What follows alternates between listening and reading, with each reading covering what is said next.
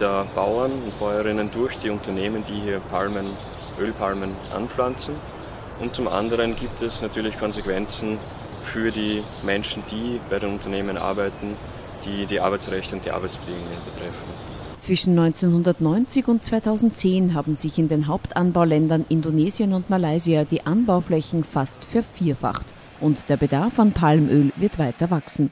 Die neuen Anbauflächen gehen in Indonesien zu 60% auf Kosten artenreicher Regenwälder und Moore, wodurch enorme CO2-Emissionen entstehen. Durch den Anbau von Palmöl auf Torfböden werden Unmengen an CO2 freigesetzt.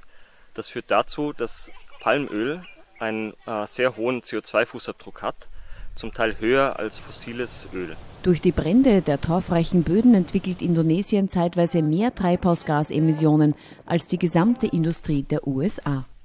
Wird der Boden trockengelegt, fängt der Verrottungsprozess an und das ganze CO2, das hier gebunden worden ist, wird in die Atmosphäre freigesetzt.